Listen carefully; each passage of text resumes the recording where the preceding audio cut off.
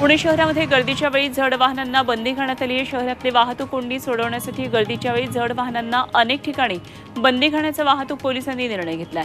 Dumper, JCB, roller अशा जड वाहनांना गरजेच्या वेळी शहरामध्ये आजपासून प्रवेश करता येणार नाहीये।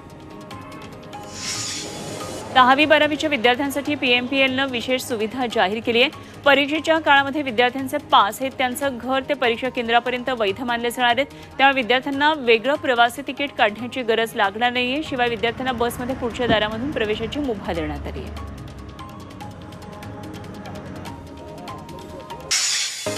अयोध्येत रामलीलाच्या दर्शनाला येणाऱ्या भाविकांसाठी 700 किलो श्रीराम भोग हलवा तयार करण्यात आला।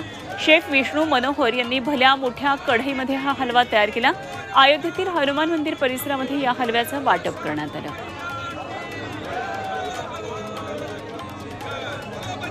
अमृत नोनी आर्थो प्लस ये एक प्रूवन फॉर्मूला है। इसमें मौजूद नोनी फल के गुण और आयुर्वेदिक जड़ी बूटियां शरीर को जरूरी पोषक तत्व देने के साथ साथ हड्डियों और जोड़ों के घिसने, उनमें होने वाले सूजन और दर्द को रोकने में मदद करता है। दर्द मुक्त जीवन के लिए अमृत नोनी आर्थो प्लस। छत्रपती शिवाजी महाराजांनी अफजल खानाचा ज्या वाघनकांनी कोथळा काढला ती वाघनकं लंडनहून 4 मे रोजी महाराष्ट्रात येणार आहेत। मुख्यमंत्री एकनाथ शिंदेंनी आग्र्याच्या लाल किल्ल्यामध्ये ही घोषणा केली। तर शिवाजी महाराजांचे गड किल्ले जोडणारे स्वराज्य रेल्वे सुरू करण्याची मागणी उदयनराजे भोसले यांनी यावेळी बोलताना केली। उस दिन माननीय मुख्यमंत्री जी का जन्मदिन था। मुंबईतल्या छत्रपती शिवाजी महाराज विमानतळाजवळच्या छत्रपती शिवरायांच्या पुतळा परिसरामध्ये लाईट आणि साऊंड शो लवकरच सुरू होणार आहे। पालकमंत्री मंगलप्रभात लोढा यांनी याबाबतची घोषणा केली आहे। डीपीडीसी फंडातून या भव्य पुतळ्याच्या परिसरात लाईट आणि साऊंड शो सुरू करावा अशी मागणी आमदार ॲडव्होकेट आशिष शेलार यांनी केली होती।